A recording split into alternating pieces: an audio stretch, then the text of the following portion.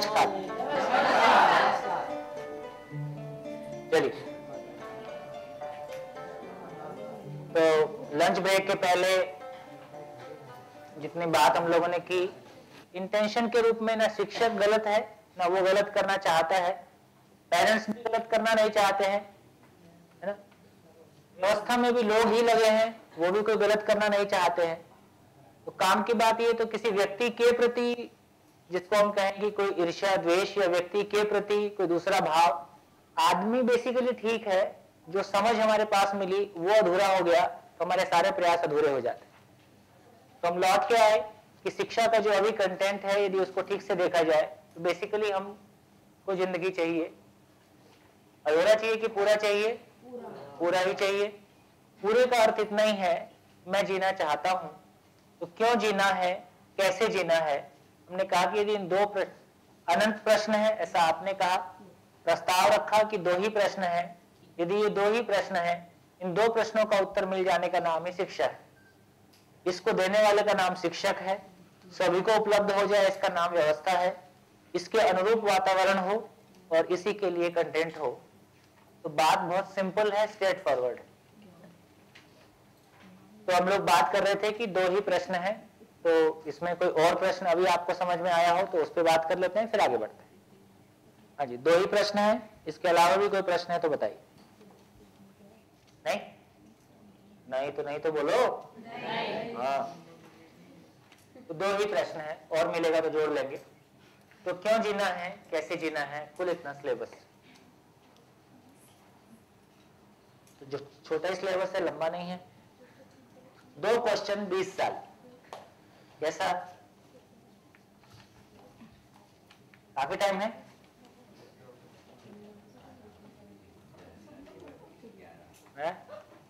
क्या हो गया? क्वेश्चन 20 साल बाद बोलते हैं, आप तो बोलते हैं। और अब देख लो, बात इतनी है। अभी जितना सारा हम पढ़ रहे हैं सुबह से लेके शाम तक, अभी बच्चे पहले स्कूल दौड़ते हैं, फिर स्कूल के लिए सुबह 6 बजे 7 बजे तैयार होंगे, फिर टिफिन तैयार करो, ये सब पूरे शहर में सुबह सुबह देखो तो सब एक माहौल बना रहता है ना। वो स्कूल जाएंगे, फिर लौट के आएंगे साहब, बिल्कुल, फिर वो कोचिंग के लिए दौड़ेंगे, फिर दूसरी कोचिंग के लिए दौड़ेंगे, कब खुद पढ़ेंगे, खुद भी पढ़ेंगे तो फिर क्या। सब कुछ करने के बावजूद और 20 साल लगातार करने के बावजूद हम कहाँ खड़े हैं, है ना, कहाँ खड़े होते हैं, इसको हम देख सकते हैं। वो जो बच्चों का रिएक्शन है वो गलत नहीं है, वो अपने आप को कहीं खड़ा हुआ नहीं पाता है। उसको जरा सा भी छेड़ो तो उसका विश्वास हिलता डुलता है। जब भी हम अपने हिलने डुलने को बचाना चाहते हैं, हम रिएक्ट करते हैं। जब भी हम कॉन्फिडेंस के साथ होते हैं, हम अपनी स्थिति को बनाए रखते हैं। जब भी हम अपनी स्थिति को बिगड़ता हुआ देखते हैं तो रिएक्शन एक स्वाभाविक प्रतिक्रिया उस समय होता है। तो इतना ही समझ में आता है कि खड़े होने की जगह नहीं बनी, या तो आदमी रिएक्ट करेगा या डिप्रेशन में जाएगा, दो ही स्थितियां बनेंगी। तो जवानी में डिप्रेस करेंगे, उसके बाद के एरिया में चुप हो जाएंगे या कुछ और। तो काम की बात इतनी है कि इन दो प्रश्नों का उत्तर हमको मिल जाए। चलिए आगे चलते हैं। देखिए, एक और बात कहना चाहता हूँ, जिंदगी बहुत आसान है, मजेदार है, क्योंकि यदि हम ओवरऑल भी देखें तो प्रकृति में सारी जितने भी यूनिट्स हैं, चाहे किसी भी पशु को देखिए, किसी भी पेड़ पौधे को देखिए, सूरज धरती चांद सितारे को देखिए, सभी अपनी अपनी गति के अनुसार अपने अपने लिए दौड़ रहे हैं। ठीक है, उनको देख के किसी को ऐसा नहीं लग रहा है कोई बहुत भारी श्रम कर रहा है, सब अपने अपने स्थिति से अपना काम कर रहे हैं। लेकिन हमको ऐसा लगता है कि हम बहुत श्रम कर रहे हैं, और अक्सर लोगों को लगता है कि हम बहुत मेहनत करते हैं, रिजल्ट उतना बड़ा नहीं है। ऐसा कितने लोगों को लगता होगा? हम मेहनत बहुत करते हैं, रिजल्ट कम है। हम मेहनत ज्यादा करते हैं, रिजल्ट कम है। हमको हमेशा ये लगता है कि हम मेहनत कम करते हैं, रिजल्ट ज्यादा है। क्योंकि सारी मेहनत किस बात के लिए? कि हम ठीक से जी पाए। बहुत मेहनत करके बाद भी जब हम नहीं जी पा रहे हैं, ना तो अपने अंदर समृद्धि का भाव है, दूसरों को देख के कम ज्यादा फील होता है, ना संबंधों में स्थायित्व है, अपने भीतर और बाहर, ये सब घबराहट पैदा करता है। यही सब भूतकाल की पीड़ा, वर्तमान से विरोध, भविष्य की चिंता के रूप में दिखाई देता है। और इंटरेस्टिंग बात यह है कि धरती पे किसी महापुरुष ने 20 साल से अधिक तपस्या नहीं किया है। यदि आप सारे महापुरुषों की जीवनियां पढ़ेंगे तो लगभग सभी 8 साल, 12 साल, 10 साल, 16 साल, इससे अधिक आपको कुछ नहीं मिलेगा। और लगभग अभी की स्थिति देखें तो हर बच्चा लगभग 20 साल तपस्या कर ही रहा है। वो 2.5 साल से बेचारा जब उसकी उंगलियां टेढ़ी हो जाती हैं लिख लिख के, तो लिखने के लायक नहीं होता, तब से पेंसिल उसमें घुसा देते हैं। इतना मेहनत करके कहां पहुंचे, वो गाली नहीं देगा तो क्या करेगा। तो टाइम भी बहुत है, समझने के लिए भी ज्यादा कुछ नहीं है। जिंदगी कितनी आसान हो सकती है, कितना विदाउट कॉम्प्लेक्स हो सकती है, हम कितना इजी होके जी सकते हैं और अपने आसपास के वातावरण में खुशबू बिखेर सकते हैं, उसको धीरे धीरे देखते हैं। तो पहले क्वेश्चन पे बात करते हैं, क्यों जीना है। इस पे यदि बात करते हैं तो अभी क्या लगता है, हम सबके जीने का पर्पस अलग अलग है या एक ही है? अलग अलग है ना। तो हम सबके जीने का पर्पस अभी अलग अलग हमको दिखाई देता है। तो कुछ शेयरिंग कर लेते हैं ना। इंडिविजुअली हम शेयरिंग करते हैं, एक एक व्यक्ति अपनी शेयरिंग करेगा कि वो क्यों जी रहा है। ठीक, बोलिए। तो आपका, हम पास चलते जाएंगे, माइक आप पास ऑन करते जाइएगा। मैं क्यों जी रहा हूं, मैं क्यों जिंदा हूं, है ना, मैं क्यों जी रहा, क्लियर है, इसमें कोई दिक्कत तो नहीं। आप क्यों जी रहे हैं, इस पे आप शेयरिंग करते जाइए। देखिए, एक बात और कहना चाहूंगा कि कम से कम ये एक ऐसी सभा है जहां आपको ऐसा कुछ भी नहीं कहना है जिसको सुन के दूसरे इंप्रेस हो, है ना, ऐसा कुछ भी नहीं कहना। बिल्कुल आपकी फीलिंग्स को आपको शेयर करना है। यदि आपको लगता है कि मेरे पास कोई आंसर नहीं है तो कोई आंसर नहीं आंसर है, यही आंसर। ठीक, तो बिल्कुल अपने दिल से जो आता है, आपने बहुत कुछ सुना हुआ होगा, बहुत कुछ पढ़ा हुआ होगा, ऐसा भी हो सकता है, पर बिल्कुल आंख बंद करिए, अपने भीतर उतरिए, अपने आप से पूछिए मैं क्यों जी रहा हूं। जो उत्तर आता है उसको शेयर कर दीजिए। आप उत्तर दें, ऐसा कंपल्शन भी नहीं है, लेकिन जो दें दिल से दें, ऐसी अपेक्षा जरूर है। ठीक है, मैं इसलिए जीना चाहती हूँ क्योंकि my mom dad wants me to do something for the world, और मैं उनका सपना पूरा करना चाहती हूँ, इसलिए आई एम लिविंग हियर। जैसे इन्होंने अभी कुछ कहा तो मैं थोड़ा सा उसको और काट छाट कर देता हूँ। माँ बाप कुछ नहीं चाहेंगे तो क्या हम नहीं जिएंगे? That's not the matter, लेकिन मेरा जो मेन मोटो है वो इसलिए। ठीक है, मैं सिर्फ आपको रेफरेंसेस दे रहा हूँ, है ना, कि आपको चारों तरफ से सोचना है और ज्यादा कोशिश अपने पे तक पहुंचने की करना है। गुड, हाँ जी, नेक्स्ट। सॉरी, नहीं पता। नहीं पता सर, दुनिया में जैसे कुछ बदलाव लाने के लिए, जिससे दुनिया में अच्छा हो कुछ। हाँ जी, एक काम और करेंगे, जो लोग इंटरेस्टेड हैं वो आंसर्स को लिखते जाएंगे, क्या आंसर्स आ रहे हैं, फिर आप देखिएगा क्या वैरायटी आंसर्स आते हैं। एक अच्छे नागरिक बनने के लिए जन्म लिए हैं, तो एक अच्छा नागरिक बनने की इच्छा हुई, इसलिए जी रहे हैं, और अभी तक कितना अच्छा बन पाए? बहुत कुछ करने की कोशिश की हूँ। कितना बचा है? बहुत बचा है। चलिए, हाँ जी, नेक्स्ट। सर, मैं भी सर कुछ बनने के लिए सर जी रहा हूँ, ताकि जो मेरे माता पिता की जो ख्वाहिश है वो मैं पूरी कर सकूं। मैं इसलिए जीना चाहता हूँ क्योंकि मैं एक सक्सेसफुल मैकेनिकल इंजीनियर बनना चाहता हूँ। मैं एक सक्सेसफुल डॉक्टर बनना चाहता हूँ। अब तक तो मेरी सोच कुछ दूसरी थी जीने के लिए, लेकिन अभी कुछ 1-2 सेशन, अब 1-2 दिनों में। हाँ, ये मेरे को आते ही पूछना चाहिए था, ये आपको 2 दिन बाद पूछ रहा हूँ, ये गड़बड़ हो रहा है। जी, आते ही पूछ लेते तो मैं कुछ दूसरा जवाब देता, लेकिन अब ऐसा है कि अब ऐसा लग रहा है कि मैं झेल रहा हूँ अपनी जिंदगी। फिर से रिक्वेस्ट करूंगा कि आप मैनिपुलेट मत करिए, है ना। आप ये मानिए कि आप जस्ट इस हॉल में एंटर किए हैं और आपसे कुछ पूछा गया। मैं जिंदगी का मजा उठाने के लिए जीना चाहता हूँ। मैं अपनी लाइफ एंजॉय करके से और जीना चाहती हूँ। मैं बड़े होकर डॉक्टर बनना चाहती हूँ, जो कि ताकि मैं ह्यूमैनिटी को सर्व कर सकूं। मैं एक अच्छा आदमी बनना चाहता हूँ और बड़ा होकर इंजीनियर बनना चाहता हूँ। मैं अपने एम को फुलफिल करने के लिए और दूसरों के काम आने के लिए जीना चाहता हूँ। कभी सोचा तो नहीं कि क्यों जी रहे हैं, लेकिन शायद जीवन मिला है इसलिए जी रहे हैं। हमने जो अभी तक समाज से लिया है और अभी तक जो समाज को हम जो उतना दे नहीं पाए हैं, उसी को सार्थक करने के लिए हम जीना चाह रहे हैं कि ताकि समाज को कुछ दिया जा सके। मेरा भी लगभग यही आंसर है कि अभी तक ध्यान ही नहीं दिया मैंने कि क्यों जी रहे हैं और जैसा चल रहा है बस। मैं अपने बेटे और हस्बैंड के साथ अच्छे से जीना चाहती हूँ, इसलिए जी रही हूँ। मैं इसलिए जी रही हूँ क्योंकि इसके अलावा कुछ ऑप्शन ही नहीं है। मैं जीवन इसलिए जी रही हूँ अपनी मोक्ष की प्राप्ति के लिए। मैं इसलिए जी रही हूँ क्योंकि मुझे एक सक्सेसफुल सीए बनना है और कुछ ऐसा करना है जिससे मेरा नाम गिनीज वर्ल्ड बुक में लिखा जाए। गिनीज वर्ल्ड बुक में सक्सेसफुल क्या बनना है? सीए। वो कैसे करेगा? तो बड़ा घोटाला ही करेगा तभी ना। बड़ा घोटाला करके नाम भी हो सकता है। शॉर्ट में ये कि मर तो सकते नहीं, जीना तो है ही, है ना। चाहे वो परिवार के लिए हो, समाज के लिए हो, जैसी भी जरूरत हो उसको करना तो है ही हमको। लेकिन मैं पिछले कुछ दिनों से इस चीज की खोज में जरूर थी कि मैं आगे क्यों जीऊं। बच्चे सब अपनी अपनी लाइफ में, हस्बैंड अपने में बिजी, मैं क्यों। तो इसी सब के बीच में मेरे हस्बैंड भी यहाँ बैठे हैं।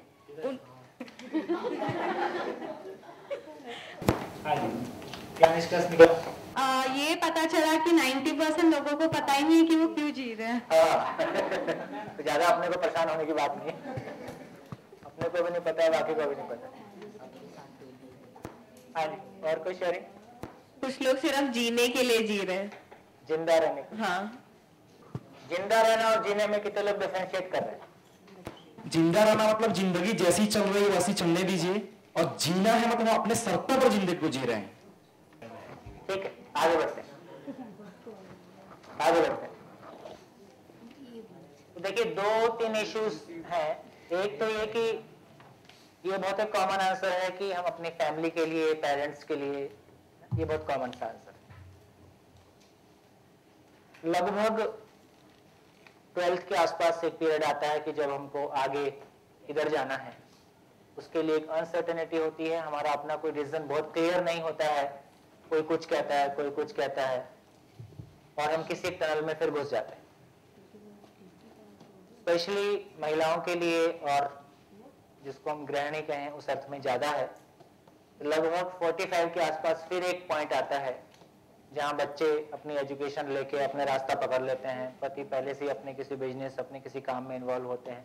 तो लगभग देखिए, यदि एक पत्नी ज्योतिषी के पास जाती है तो वो क्या पूछेगी? नॉर्मल है ना। एक पति जाएगा तो क्या पूछेगा? पत्नी जाएगी तो क्या पूछेगी? बच्चे और पति के बारे में पूछेगा। पति जाएगा तो क्या पूछेगा? बिजनेस, नेम, फेम के बारे में कुछ पूछेगा।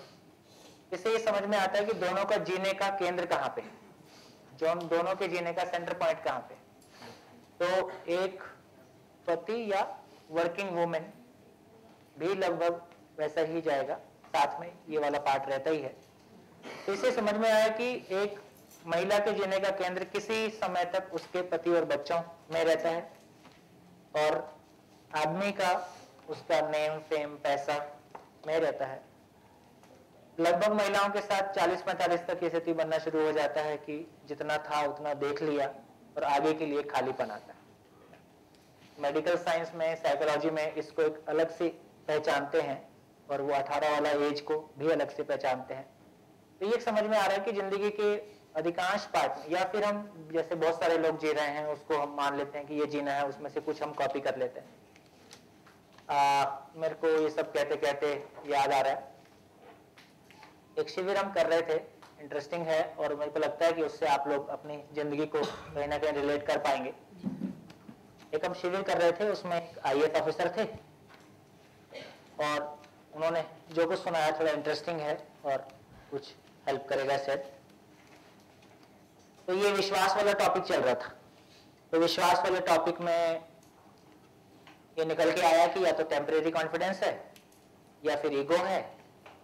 तो उन्होंने बहुत ईमानदारी से एडमिट किया कि अब तक हमने अपने ईगो का पोषण किया है, विश्वास तो नहीं। और वो 1 साल के लिए जॉब छोड़ के, मैं वेस्टर्न यूपी में किसी एक सभा में बोल रहा था, किसी योग संयोग से वो वहाँ पहुंचे थे, और वहां से उन्होंने तय किया कि मैं पूरा शिविर करूंगा, और रायपुर में उन्होंने आके पूरा शिविर किया। अब यूपी में किसी एक जिले के कमिश्नर हैं। तो ये बात उनको काफी क्लिक किया कि हम जिंदगी भर उपलब्धियों के नाम पे अपने अहंकार का पोषण करते हैं और सही अर्थों में जिसको हम परमानेंट कॉन्फिडेंस कह रहे हैं या विश्वास कह रहे हैं, वो चीज है जो हम चाहते जरूर हैं लेकिन मिसिंग है। फिर किसी एक पॉइंट पे आते आते उन्होंने एक शेयरिंग किया, तो उन्होंने अपनी जिंदगी में बताया कि वो कैसा उनके साथ घटा। उन्होंने एक शेयरिंग किया कि जब वो 7th या 8th क्लास में थे तो उनके स्कूल के एनुअल फंक्शन पे कोई कलेक्टर की वाइफ प्राइज डिस्ट्रीब्यूशन के लिए, एनुअल प्राइज डिस्ट्रीब्यूशन जो भी रहता है एनुअल प्रोग्राम, उसके लिए आई। कुछ बड़ा स्कूल रहा होगा तो सारी गाड़ियां दूर, एक गाड़ी मंच तक जाती है, लाल बत्ती, और कोई एक दरवाजा खोलता है, कोई एक मैडम उतरती है, तो बच्चा उस सीन को देख के प्रभावित हो जाता है और उसको लगता है कि मेरे को ऐसा ही बनना है। 7th क्लास से वो तय कर लेता है कि मेरे को यही चाहिए, है ना? तो वो पूछता है अपने आसपास की क्या करना है, तो पता चलता है कि भाई इसके लिए बहुत पढ़ना पड़ता है। तो 7th क्लास में 8th क्लास का सिलेबस पूरा, 8th क्लास में 9th क्लास का सिलेबस पूरा, और जब तक वो 12th में पहुंचता है तब वो IAS एग्जाम्स का क्वेश्चन पेपर्स उठा के देखता है तो कहता है कि एग्जाम में दे सकता। पता चलता है कि ग्रेजुएशन के बाद देते। तो 12th में IIT में एडमिशन होता है तो IIT नहीं जाता है। IAS बनना है तो IIT जाने से कोई मतलब नहीं, तो सिंपल ग्रेजुएशन करता है और उस बीच में क्योंकि पढ़ने में ठीक ठाक था, कोचिंग वोचिंग देना शुरू करता है तो पैसा भी 3 साल 4 साल पैसा भी कमा के दिख लिया। पहली बार एग्जाम दिया IAS का तो सीधा IPS के लिए सिलेक्शन हुआ, IAS के लिए नहीं हुआ। तो उसमें एक कंडीशन रहता है कि यदि IPS के लिए सिलेक्शन हुआ और आपको नहीं उसको लेना है तो आप 1 साल के लिए उसको रिटेन कर सकते हो, नेक्स्ट ईयर फिर एग्जाम दे सकते हो। यदि फिर सिलेक्शन नहीं होता है तो पुराने वाले को ज्वाइन कर सकते हो। 1 ईयर का स्पेस कुछ रहता होगा। तो उसका कॉन्फिडेंस लेवल अभी की बोलचाल की भाषा में कहें तो IAS बनना है तो IAS बनना है, IPS बनना नहीं। गवर्नमेंट ऑफ इंडिया को लिख के दिया कि ये नहीं चाहिए, नेक्स्ट ईयर फिर एग्जाम देता है। All India 5th rank IAS में सिलेक्ट होता है। 16 साल जॉब करता है। 16 साल जॉब करके समझ में आता है कि जो मैं करना चाहता हूँ वो तो नहीं कर पा रहा हूँ, और उसके बाद वो ढूंढने के लिए निकलते हैं देश में क्या हो रहा है और मेरे को आगे क्या करना चाहिए। तो इस पूरी शेयरिंग के बाद मैंने उससे पूछा कि उस समय ये इंस्पिरेशन था कि रिएक्शन था, क्या लगता है? तो उन्होंने कहा कि अभी तक तो मैं इंस्पिरेशन ही मानता था लेकिन अभी समझ में आ रहा है कि रिएक्शन था, क्योंकि इंस्पिरेशन वो चीज है जिससे हमको अपनी जिंदगी मिल जाए। 16 साल बाद भी हमको ये पता चल रहा है कि नहीं, ये तो मेरे को, मैं बाहर से प्रभावित हो गया था तो दूसरों से प्रभावित होकर मैंने किसी दूसरे की जिंदगी को अपनी जिंदगी मान लिया है और उसको मैंने पा भी लिया है। पाने के बाद पता चला कि ये वो नहीं था जो मेरे को चाहिए था। तो ये में बोले तो प्रतिक्रिया और रिस्पॉन्ड करना और रिएक्ट करना। तो हम इंस्पायर हुए या उस समय एक रिएक्शन से ग्रस्त हुआ। उन्होंने कहा कि अभी मैं इसको देख पा रहा हूं कि ये रिएक्शन था। यदि इस पूरी कहानी को मैं आपके बीच में शेयर कर रहा हूं तो इस इंटेंशन से शेयर कर रहा हूं कि हम सब ने भी अपनी जिंदगी के लिए कुछ चुना है। वो हमने समझ के अपने लिए कुछ चुना है या ऐसे ही हम बाहर से प्रभावित हो गए। तो मैं 2 शब्द यहां इंट्रोड्यूस करता हूं कि हम प्रभावित होते हैं या प्रेरित होते हैं। हम प्रभावित होते हैं या प्रेरित होते हैं, क्या फर्क है दोनों में? प्रेरित खुद से होते, प्रभावित दूसरे से होते। जब मैं प्रेरित होता हूं किसी दूसरे को देख के तो मैं अपने आप में विकसित होना चाहता हूं अपनी ओरिजिनलिटी के साथ। जब मैं प्रभावित होता हूं तो मैं किसी दूसरे को कॉपी करता हूं। केवल शब्दों को परिभाषित करने की बात है, मैं इसको इस तरह से ले रहा हूं। तो प्रभावित होने का मतलब है कि हम किसी दूसरे से प्रभावित हो जाते हैं और उसको कॉपी करने लगते हैं। जैसे हम जिस तरह से अभी फैशन को कॉपी करते हैं, जिस तरह से बहुत सारे स्टाइल्स को कॉपी करते हैं, वो प्रभावित हैं कि प्रेरित हैं? जैसे अच्छा लगना और अच्छा होना। तो अभी हम अच्छा दिखने के प्रयास में ज्यादा हैं कि अच्छा होने के प्रयास में हैं? अभी दिखने वाला भाग ज्यादा है, होने वाला भाग कम है। तो होने वाले भाग के प्रति हमको कॉन्फिडेंस नहीं है।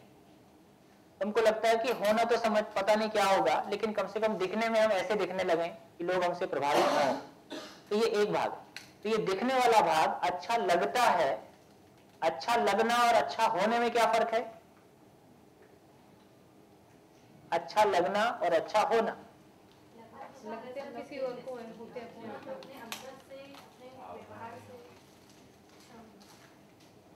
लगना और होना। प्रभावित होते हैं तो लगने की तरफ जाते हैं, प्रेरित होते हैं तो होने की तरफ जाते हैं। तो बेसिकली लगना मीन्स टेम्परेरी है, टेम्परेरी हैप्पीनेस है ना। और जब होने की हम बात कर रहे हैं तो कोई परमानेंसी की तरफ जा रहे हैं, स्थायित्व की तरफ जा रहे हैं ना, जिसको हमने कहा कि स्थायी विश्वास की तरफ जा रहे हैं। तो हम अपने होने पे ध्यान दे रहे हैं कि केवल दिखने पे ध्यान दे रहे हैं? जब होना है तो दिखना मिसिंग है, जब होना है जब दिखना है तो होना मिसिंग है, जब होना है तो दिखना है ही है। कैसा? ये ठीक है? फिर से बोलो। जब हम दिखने के लिए प्रयास करते हैं तो होना मिसिंग हो जाता है, क्योंकि हमने किसी दूसरे को कॉपी करना शुरू कर दिया है। अपनी ओरिजिनलिटी, मेरी अपनी पर्सनैलिटी, मैं जैसा हूं वो इवॉल्व नहीं होता है। मेरी अपनी पर्सनैलिटी, हर आदमी अपने आप में यूनिक है। वो जब इवॉल्व होता है तो अपने आप में इवॉल्व होता है। जब मैं किसी दूसरे को कॉपी करने लगता हूं तो मैं उसके जैसा हो भी जाता हूं, तो मैं वो खुशी नहीं पाता हूं जो मुझको चाहिए थी, है ना। जैसे दो गाड़ियां साथ साथ चल रही और मेरे को लगता है कि मेरे को इससे आगे निकलना है, और आपने दबा दिया एक्सीलेटर और 12 घंटे बाद आगे निकल भी गए। पता चला मद्रास पहुंच गए, क्योंकि वो मद्रास जा रहा था, आपको दिल्ली जाना था। तो किसी के पीछे जब हम दौड़ते हैं तो उससे आगे निकल भी गए तो कहीं वहां पहुंचे जहां वो जाना चाहता था, है ना। मेरी डायरेक्शन कुछ अलग थी। तो हर आदमी का यदि दो पार्ट में कहें, स्किल वाला पार्ट अलग अलग है ना। ये जो स्थायी विश्वास है ये कोई एक ही तरह की चीज है, इसकी आगे चर्चा करेंगे। तो स्किल भी हम सबके लिए अलग अलग है। यदि मैं किसी ऐसी स्किल के लिए काम करता हूं जिसमें मेरे को बहुत इंटरेस्ट नहीं है तो मैं उसमें बहुत एक्सेल नहीं करता। तो मैं सिर्फ अभी ये मैसेज देना चाह रहा हूं कि आप भी अपने में देख लीजिए, हम किसी दूसरे की जिंदगी को कॉपी कर रहे हैं, हम किसी दूसरे से प्रभावित होकर दौड़ रहे हैं, या अपनी जिंदगी को इवॉल्व कर रहे हैं, अपनी खुद की जिंदगी को डेवलप कर रहे हैं।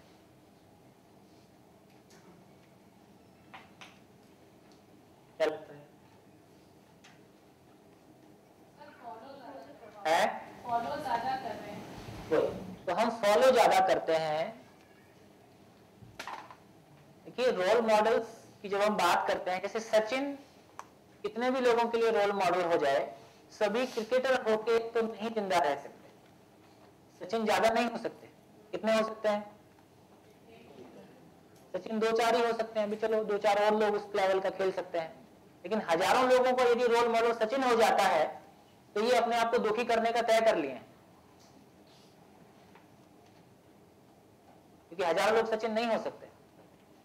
तो अभी जिस तरह का हमारा डिजाइन बनता है, कोई किसी फिल्मी हीरो से ना, जितने फिल्मी हीरो से आप प्रभावित होते हैं उनकी पर्सनल जिंदगी में झांक के देखोगे तो उनसे बात करने की इच्छा नहीं होगी। जैसे लोग टीवी पे चेहरे दिखते हैं वो वास्तविक जिंदगी में वैसे नहीं हो, ऐसी बात की संभावना कितनी है कि नहीं है? तो जिससे हम मिले भी नहीं उनसे हम प्रभावित हो जाते हैं।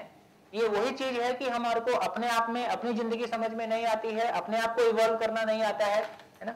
और हम किसी दूसरे से प्रभावित तो कॉपी ही कुछ कर सकते हैं, अपने आप में इवॉल्व करना तो बहुत मुश्किल है। इसमें काम की बात यह है कि मैं अपने आप को कैसे, जैसे गांधी जी को पढ़ के मुझको अच्छा लगता है कि मैं कुछ करूं, ऐसा हो सकता है ना, लेकिन मैं गांधी जी नहीं हो सकता। तो ये भी हमारी एक मुश्किल है कि हम जिस तरह से लोगों को मोटिवेशन देने की कोशिश करते आए हैं, वो मोटिवेशन में कुछ उत्साहित होना बनता है, लेकिन उससे मेरी जिंदगी का ब्लूप्रिंट निकल के नहीं आता है। मैं क्या करूं वो निकल के नहीं आता। और हर आदमी की जिंदगी अपने आप में यूनिक है, इसलिए हर आदमी के लिए काउंसलिंग दूसरा बहुत नहीं कर सकता। आपके बारे में आप ही सबसे बेहतर समझ सकते हो। तो ये एक इंपॉर्टेंट बात है। मैं ये सारी कथा कहानी इसलिए अभी कह रहा हूं क्योंकि ये क्यों जीना है अपने आप में एक इंपॉर्टेंट इश्यू है। तो ये इंपॉर्टेंट क्वेश्चन है कि मैं क्यों जी रहा हूं, और बहुत पर्सनल सा, बहुत प्यारा सा क्वेश्चन है। और जैसे ही ये क्वेश्चन आता है हमारे सारे क्वेश्चन पता नहीं कहां भाग जाते हैं। फिर ये यदि गहरा हो गया तो फिर ये क्वेश्चन अपने आप में काफी गहरा होता है और यहां से जिंदगी शुरू होती। तो इस क्वेश्चन को एक्सप्लोर तो करने की जरूरत है कि मैं क्यों जी रहा हूं, क्योंकि यदि ये नहीं पता है फिर मैं जी रहा हूं कि जिंदा हूं, फिर केवल जिंदा। जिंदा रहना एक बायोलॉजिकल घटना है, उसमें आपका योगदान बहुत ज्यादा नहीं। तो क्यों जी रहा हूं, ये इंपॉर्टेंट बात है कि हम इसको एक्सप्लोर कर सकें। तो जितने लोगों ने कहा कुछ एक ही जैसा कहा कि अलग अलग कहा है?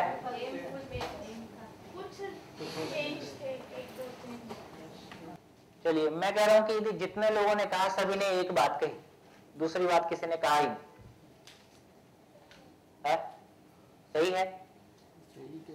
सही है? आप बोल रहे हो तो हो सकता है शंका हो गई तो एक तो ये ध्यान रहे कि मैं जो भी कुछ कहूंगा उसको आपको मानना नहीं है, नहीं मानने के लिए पूरा दम लगाना है। ठीक? तो क्यों जीना है, इसके लिए सूत्र है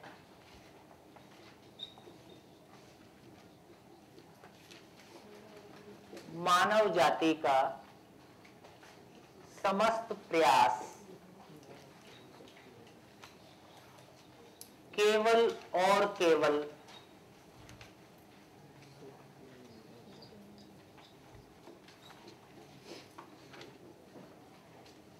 सुख के लिए है, सुखी होने के लिए है। इसके अगेंस्ट में जितना सोच सकते हैं सोच के देखिए, इससे भिन्न आप कुछ करते हैं उसको सोच के देखिए। हम जो कुछ भी करते हैं, सोते जागते, अच्छे से अच्छा बुरे से बुरा, किसी भी उम्र में किसी भी मानसिकता से हम जो कुछ भी करते हैं सुखी होने के लिए करते हैं, खुश होने के लिए करते हैं। इसको ठीक से देखिए, इससे भिन्न कुछ आपके पास हो तो बताइए। मैंने पहले भी कहा कि मैं जब मैं सूत्र कहता हूं विशेष रूप से, तो आप उसको पूरा देखिए कि उससे अलग कुछ आपके पास कुछ कहने के लिए है। हम जो कुछ भी करते हैं, बच्चे हैं, बूढ़े हैं, जवान हैं, स्त्री हैं, पुरुष हैं, अच्छे से अच्छा बुरे से बुरा, सोते हुए जागते हुए, जो कुछ भी करते हैं खुश होने के लिए, सुखी होने के लिए करते हैं। आपने जो भी उत्तर दिया था क्यों जीना है, वो इसमें फिट होता है कि नहीं होता है, उसको देख लीजिए।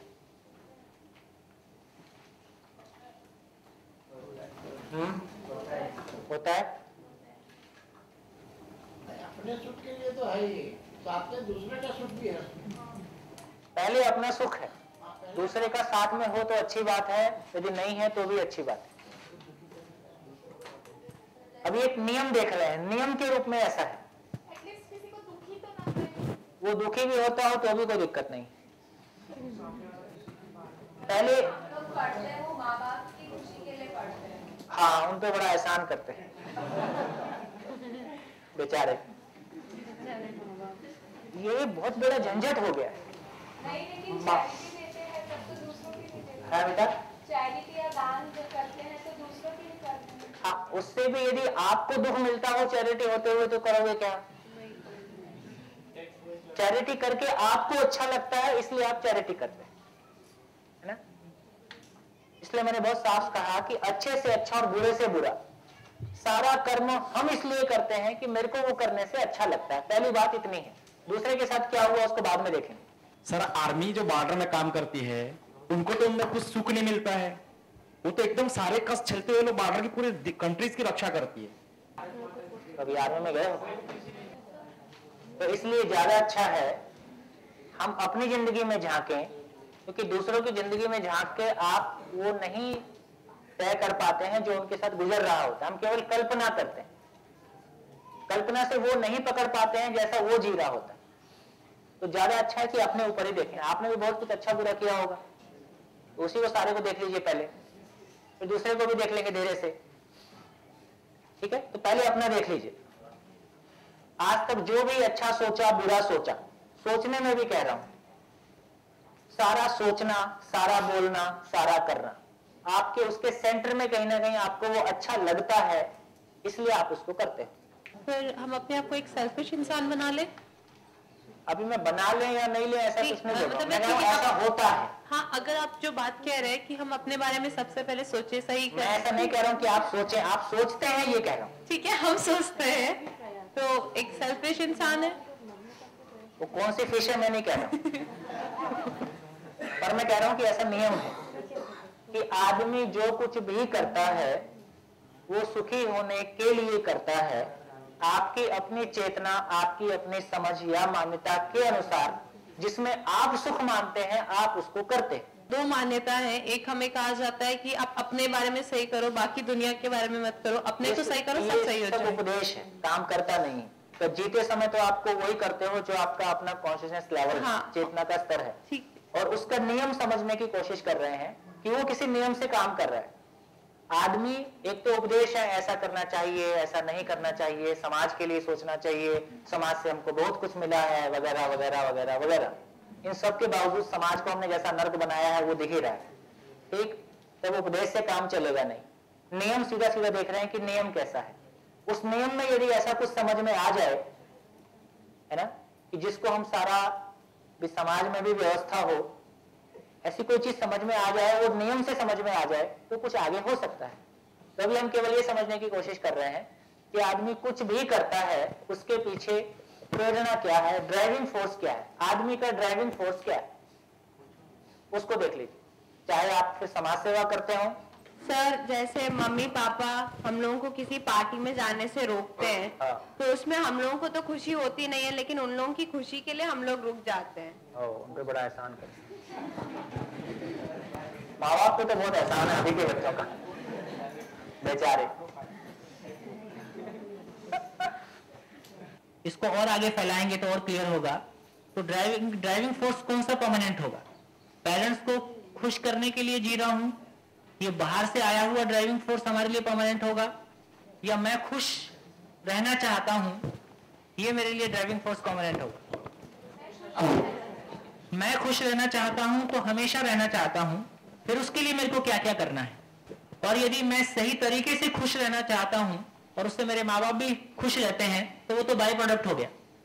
तो जो अभी मेन प्रोडक्ट है वो बाय प्रोडक्ट हो गया, तो ये फिर होने की तरफ जाता है ना। अभी बहुत सारा हम दुखी रह के भी जब खुश करने की कोशिश करते हैं ना, तो वो खुश होते हैं ना हम खुश होते हैं। हाँ जी सर, जब कोई सुसाइड करता है तो उसमें उसको क्या सुख है? कोई है या जो किया कोशिश किया वो बच गया, देखो एक है अपने पास। ये ठीक है, क्वेश्चन ठीक है बिल्कुल। यदि कोई सुसाइड अटेम्प्ट करता है तो क्यों अटेम्प्ट करता है? जितने दुख में जी रहा है उसमें जीने की हिम्मत उसकी खत्म हो गई, तो दुख से भागना चाहता है। तो ये भी सुखी होने की तरफ एक प्रयास। तो दो पार्ट में हो गया, एक तो हम दुख के साथ नहीं जीना चाहते हैं, दुख कम करना चाहते हैं, दूसरा हम सुखपूर्वक जीना चाहते हैं। तो बेसिकली माइनस से जीरो की तरफ और जीरो से प्लस की तरफ जा रहे हैं।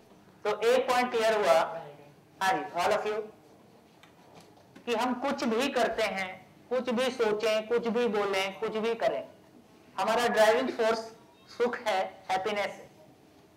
इसमें कोई शंका? बढ़िया।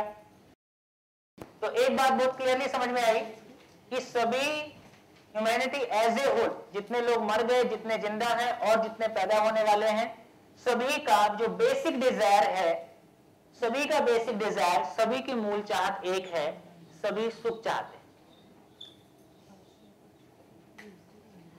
थोड़ा सा और आगे कर लें, कितना?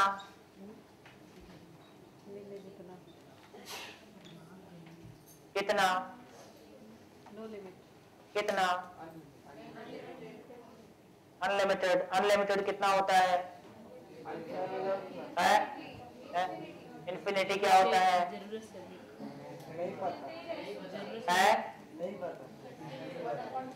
कंटिन्यू मिलता रहे। कंटिन्यू मिलता रहे तो बेसिकली कह रहे हैं कि हर क्षण हर पल या निरंतर या स्थायी, हमेशा, जो शब्द आपको अच्छा लगे, इतना चाहिए।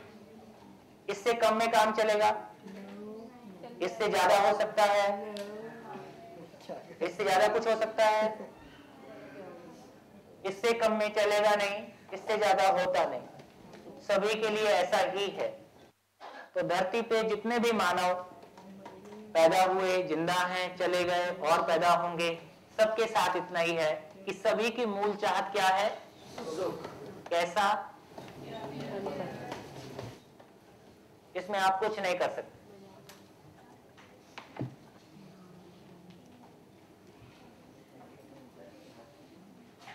ये समझ में आने से कुछ फर्क पड़ता है जिंदगी में कि नहीं पड़ता है? ये समझ में आने से जिंदगी में कुछ फर्क पड़ता है कि नहीं पड़ता है? क्या पड़ता है? इसका मतलब आपको समझ में नहीं आया, मैं ही बोल रहा हूं। क्यों जीना है ये समझ में आया। दूसरा विश्वास अपना कैसे हम जो हिल रहा था उस पे काम कर सकते हैं, वो थोड़ा सा समझ में आया। तो मैं जो कहना चाह रहा था, वही कहना चाह रहा था कि जब मैंने आपसे पूछा कि क्यों जीना है, तो आपने बहुत सारे आंसर्स दिए, इंजीनियर बनना है, डॉक्टर बनना है और बहुत कुछ कहा। तो आपने ये कहा कि इस तरीके से मैं इंजीनियर बन के सुखी होऊंगा, मैं डॉक्टर बन के सुखी होऊंगा, मैं समाज सेवा करके सुखी होऊंगा। कुल मिला के आपने, जब मैंने पूछा कि क्यों जीना है, आपने जीने का तरीका बताया। आपने क्यों जीना है नहीं बताया, आपने कैसे जीना है बताया। इंजीनियर बनना, डॉक्टर बनना क्यों जीना है कि कैसे जीना है? आप कैसे जीना है तो बता रहे हैं। तो बेसिकली जब अपने ये कह रहे हैं कि क्यों जीना है, तो एक तो इससे ये समझ में आ गया कि हम सबके जीने का पर्पस एक है। मेरा बच्चा और मैं दोनों ही सुखी होना चाहते हैं, ठीक। और सुख कितना चाहिए? परमानेंट, निरंतर। तो दुनिया का हर आदमी ऐसा ही है, तो जिसको हम कह रहे हैं कि लक्ष्य के रूप में, चाहत के रूप में हम सब एक जैसे हैं। हिंदू, मुस्लिम, सिख, ईसाई, इसमें कोई बैरियर नहीं है। उम्र का बैरियर नहीं है ना, पद का बैरियर नहीं है, मेल फीमेल का बैरियर नहीं है। कोई ऐसी चीज जो मानव मात्र के लिए एक समान हमको समझ में आती है और वो काम करता हुआ दिखाई देता है। तो मानव में समानता का एक आधार अपने को पकड़ में आता है। इस मामले में मैं और मेरा बच्चा एक समान है, इस मामले में सारे बैरियर टूट गए। तो एक आधार हमको पकड़ में आया कि इस आधार पर पूरी ह्यूमैनिटी एक प्लेटफॉर्म पे खड़ी है कि चाहत के रूप में हम सभी एक समान हैं। अभी हमारे बीच में समानता का धरातल नहीं है। हम उम्र लोगों से बात करते हैं। अभी हम लोग कहीं भी जाते हैं तो क्या ढूंढते हैं? अपना अपना सर्किल हम ढूंढने लगते हैं, क्योंकि उसमें हम कंफर्टेबल फील करते हैं, ज्यादा इजी फील करते हैं, क्योंकि अभी हमारे देखने का तरीका फिजिकल है। तो मेरी उम्र का है क्या, मेरे जैसा फाइनेंशियल स्टेटस का है क्या, मेरी जैसी एजुकेशन का है क्या, मेरे धर्म का है क्या, मेरे देश का है क्या, ठीक। ये सारे तरीके हम देखते हैं। मेरी हॉबीज और मेरे माइंडसेट का है क्या, ऐसा इतना सारा पार्टीशन हम करते हैं। तो फिर क्या होता है? ग्रुप फॉर्म होते हैं, है ना। लेकिन यदि हम इस लेवल पे आदमी को देखते हैं कि सभी सुखी होना चाहते हैं, ये सभी मेरे ही जैसे हैं, और सुख भी हम सबके लिए, आगे चल के देखेंगे उसको कैसा होता है ना। इससे कोई फर्क पड़ता है हमारी जिंदगी में कि नहीं पड़ता है? क्या पड़ता है? सबकी सोच एक ही लेवल की होने लगेगी। एक बात, हम सबके साथ एक जुड़ाव महसूस करने लगते हैं, सबके साथ एक अपनापन महसूस करते हैं, सबके बीच में एक समानता महसूस करते हैं। समानता ही सम्मान है। जब भी कोई हमको समानता के भाव से देखता है, हम सम्मानित महसूस करते हैं। जब भी कोई हमको छोटा बड़ा कम ज्यादा देखता है, हम अपमानित महसूस करते हैं। तो बेसिकली मानव के बीच समानता की बात हम करते रहे। समानता हमारी चाहत है। जब भी किसी ने हमको अपने से छोटा आंका है, हम परेशान हुए हैं। लेकिन शरीर में कोई समानता नहीं है। भाषाएं हमारी अलग अलग रहेंगी, हमारे शरीर के रंग रूप अलग अलग रहेंगे, हमारे खान पान अलग अलग रहेंगे। शरीर के धरातल पर कोई समानता हो नहीं सकता। खून का रंग लाल है, बहुत मोटी बात है, उसमें भी ब्लड ग्रुप्स अलग हैं, उसमें भी जितने सारे कंटेंट्स हैं उनको देखेंगे तो सबके अलग अलग।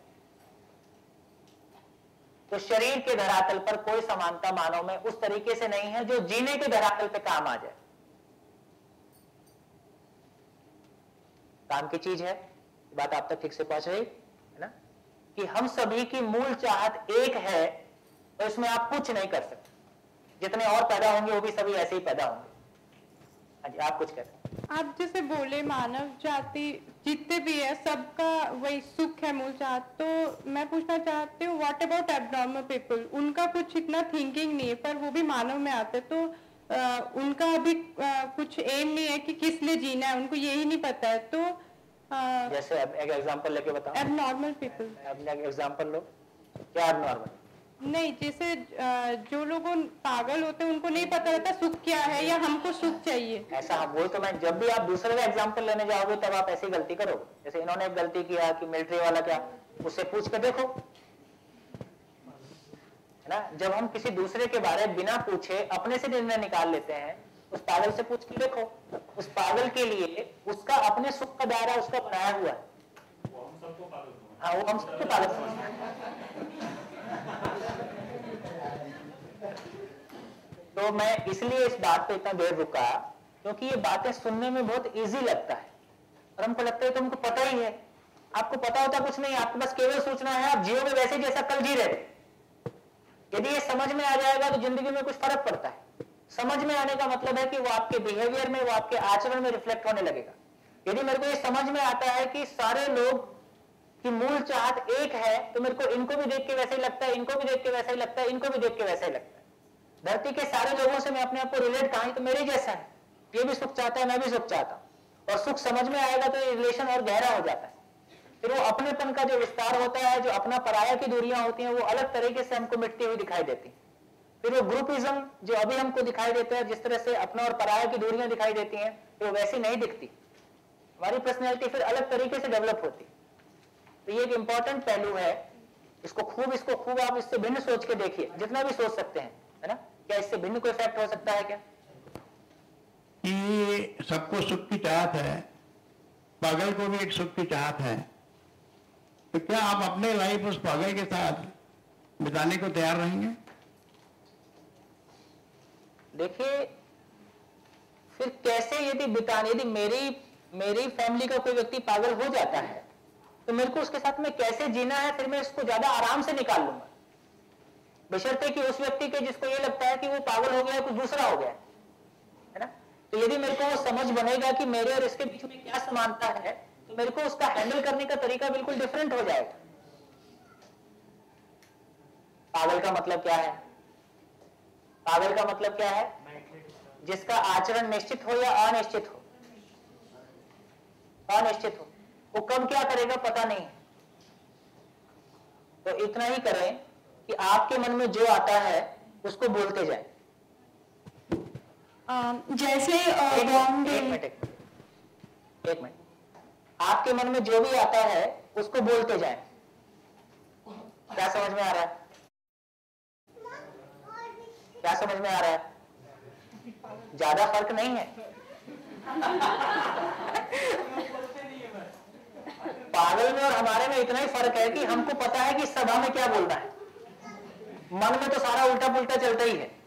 जितना उल्टा पुल्टा चलता है सबको केवल बोलते जाइए, तो हमारे उसमें कोई बहुत फर्क नहीं रह गया। तो हमारा एक संतुलन है। हम पहचानते हैं कि पापा के सामने क्या बात करना है, टीचर के सामने क्या बात करना है, दोस्त के साथ में क्या बात करना है, अकेले में क्या क्या करना है। ठीक, बेचारा पागल का वो संतुलन टूट गया। तो फिर जैसा भी होगा हम जीने का रास्ता निकाल लेंगे। हाँ जी बोलिए। जैसे एक बॉर्न बेबी होता है, वो रोता है, पैदा होता है, तो उसमें उसकी क्या खुशी है? दूध मिलता है चुप हो जाता। नहीं, लेकिन वो रोता है तो हर चीज में उसकी क्या खुशी है? उसमें उसका खुशी इतना ही है कि शरीर की कब रोता है, जैसे ही शरीर की कोई आवश्यकता बनती है वो उसको कह नहीं सकता है, तो रोना उसकी भाषा है। वो आवश्यकता पूरी होती है, चुप हो जाता है, धीरे धीरे बोल के बताने लगता है। उसके पहले माँ उसकी भाषा को समझती है, अब इसको क्या चाहिए। बच्चा जब भी रोता है माँ एक ही काम नहीं करती है, हर बार अलग काम करती है, उससे वो चुप हो जाता है। तो माँ उस बच्चे की भाषा समझती है कि ये अब ये क्यों रो रहा है। नहीं समझती हो तो फिर किसी और के पास जाती। हाँ जी, कहाँ पहुंचे? क्या गलती हो गई हमसे? क्या गलती हो गई? सुख को समझ नहीं पाए। सुख को समझ नहीं पाए। क्यों जीना है? क्यों जीना है कि जगह हम क्या बोल रहे हैं? कैसे जीना है? आपके लिए सुख क्या है? इंडिविजुअली अपना अपना सुख लिखिए। आपके लिए सुख की परिभाषा क्या होगी?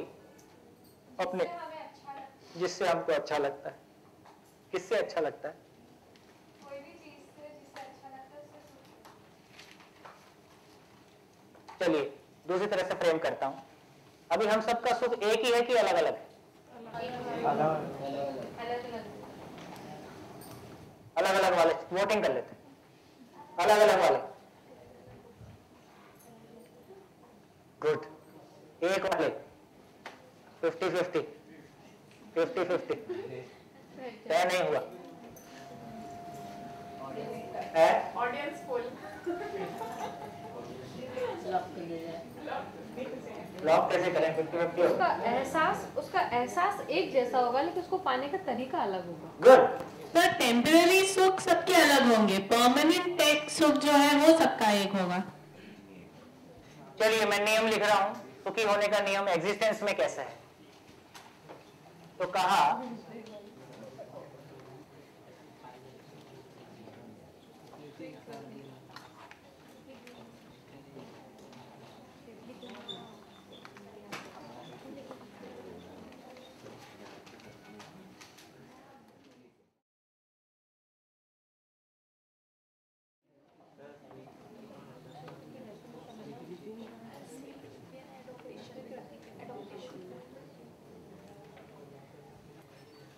सभी के लिए सुख का डेफिनेशन एक है। मोमेंटरी हैप्पीनेस के लिए भी, परमानेंट हैप्पीनेस के लिए भी सुख का डेफिनेशन एक ही है।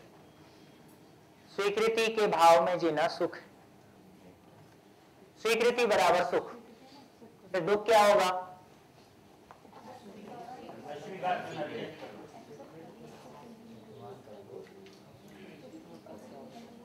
और मैथमेटिक्स पूरा कर लें। सुख कितना चाहिए? निरंतर। इसलिए स्वीकृति कितना चाहिए? निरंतर। सारा गेम इतना ही। हाँ, कैसे होगा, कैसे हो सकता है? पहले छोटे छोटे में देख लें। मेरे को ब्लू शर्ट अच्छा लगता है तो ये मेरे को सुखदायी लगती है, पर ये सुख कितना है? टेम्परेरी है ना। ये अच्छा लगता है कि अच्छा होने की जगह में? मैं कैसा भी शर्ट पहनूं उससे मेरा एटीट्यूड नहीं बदल जाता है ना? मैं बुरा हूं तो बुरा आदमी हूं, अच्छा हूं तो अच्छा आदमी हूं। शर्ट काला पहनूं कि नीला पहनूं, तो अच्छा लगने की सीमा में कुछ हो सकता है। इससे टेम्परेरी कुछ भी, इससे विश्वास में कुछ नहीं जुड़ता है। इस शर्ट से मेरा पहचान में कुछ नहीं जुड़ता है। मेरी पहचान इस शर्ट के आधार पे होगी या मेरी भूमिका के आधार पे होगी, है ना। ये शर्ट केवल शरीर तक की सीमा में है, अच्छा लगने तक की सीमा में है, इससे ज्यादा किसकी औकात नहीं है। लेकिन अच्छा लगने के वजह से इस हॉल का एम्बियंस हमको अच्छा लगता है। सिटिंग अरेंजमेंट, चेयर्स, ये पूरा माहौल।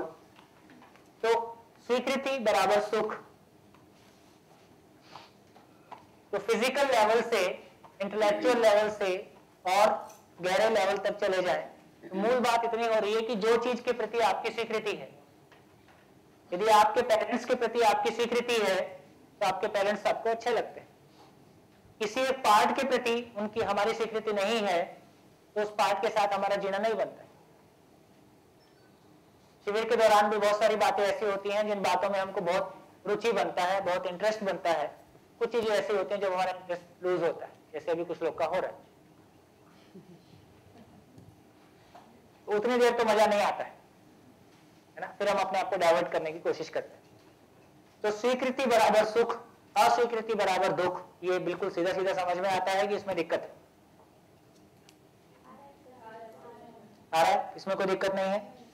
बच्चे के लिए, बूढ़े के लिए, जवान के लिए संसार में सभी लोगों के लिए सुखी होने का नियम एक ही है, स्वीकृति बराबर सुख, अस्वीकृति बराबर दुख। इसमें आपको कुछ कहना है? मैं एक एग्जांपल से एक शेयरिंग कर देता हूं, आपका कुछ ध्यान उधर चला जाएगा। इसी शेयरिंग में, इसी एक शिविर में, भैया एक बार फिर से समझाएंगे, ऐसा कुछ पीछे बोल रहे हैं। हाँ जी, फिर से सुन लीजिए। यदि आप जब पहली बार शिविर करने आए थे तो हो सकता है कॉलेज स्कूल के दबाव से आए, मेरे को नहीं पता, या किसी के कहने से आए। जब हम पहली बार आए तो हमने देखा कि हाँ जगह तो ठीक ठाक है, तो क्या हुआ, जगह के लिए आपका स्वीकृति जितना सोच के आए थे उससे थोड़ा सा कम हुआ कि ज्यादा हुआ? ज्यादा हुआ। फिर देखा कि पहले से शाम तक देखा कि बात भी कुछ ठीक ठाक हो रही, स्वीकृति कम हुआ कि ज्यादा हुआ? ज्यादा हुआ। ठीक। तो जब भी हमको कुछ समझ में आता है, हम रिलेट कर पाते हैं, तो हमको लगता है कि मेरे काम की बात हो रही। तो जब भी मेरे को लगता है कि मेरे काम की बात हो रही है तो मेरा स्वीकृति है, जब भी मेरे को लगता है मेरे काम की बात नहीं है, मेरा स्वीकृति नहीं है। स्वीकृति है तो सुख है, स्वीकृति नहीं है तो दुख। चाहे वो कपड़े को लेके है, चाहे वो खान पीन को लेके है, किसी व्यक्ति को लेके है, किसी स्थान को लेके है, किसी परिस्थिति को लेके है। नियम इतना ही काम करता है कि जब भी हम किसी को स्वीकार पाते हैं तो हमको सुखदायी लगता है, जब भी स्वीकार नहीं पाते हैं वो हमको दुखदायी लगता है। सिंपल। एक शेयरिंग जो इस मिनी मोमेंट्स में एक लड़की ने की, जो मैं हर शिविर में करता हूं। तो इस पूरी शेयरिंग पे एक लड़की ने कहा कि मैं किसी लड़के से प्यार करती हूं और मेरे फादर चाहते हैं कि मैं उससे शादी नहीं करूं, मैं मेरे पापा को दुखी नहीं कर सकती, इसलिए मैंने पापा की बात को स्वीकार कर लिया है। ठीक है, और ऐसा स्वीकार करके मैं सुखी नहीं हूं। आप कहते हो कि स्वीकृति के भाव में जीना सुख है। क्या समझ में आया? मजबूरी में कर। तो ये स्वीकृति है कि समझौता है? समझौता है। तो फादर को दुखी नहीं कर सकती है तो क्या किया? फादर की बात को मान लिया। यदि फादर को दुखी करना अफोर्ड कर सकती होती तो क्या करती? शादी कर लेती। ठीक है, तो हम तौल के देखते हैं, हमारा तराजू काम करता ही रहता है, इधर सुख ज्यादा है, इधर सुख ज्यादा है, इधर सुख ज्यादा है, उधर चल देते हैं। बढ़िया। समझौता स्वीकृति नहीं है। समझौता और स्वीकृति में क्या फर्क है? समझौता दूसरों की सुख के लिए करना पड़ता है, जहां तक कि स्वीकृति अपने सुख के लिए, दूसरे के मन से होता है। देखिए, समझौता स्वीकृति जब हम कर रहे हैं तो हमारा सुख केंद्र में है। ठीक है, जब समझौता कर रहे हैं तो सामने वाला दुखी ना हो जाए और मैं भी सुखी रह जाऊं, दोनों कंसिडरेशन में है ना। तो ज्यादा दुखी होने की बजाय कम दुखी होने के समीकरण को हम स्वीकार लेते हैं, इसका नाम समझौता है। तो क्या समझ में आया? सुख क्या है? अब इसको थोड़ा सा खोल लेते हैं। किसी व्यक्ति के प्रति हमारी स्वीकृति या अस्वीकृति हो सकती है। कैसे? कोई भी एक व्यक्ति आपको 100% पूरा का पूरा स्वीकार है क्या? नहीं। उसका कोई एक पार्ट आपको स्वीकार होता है, कोई एक पार्ट अस्वीकार होता है, पति ही क्यों ना। आप सभी अपने अपने पतियों को देखिए, सही बात है ना? मैं आपकी बात जानता हूं।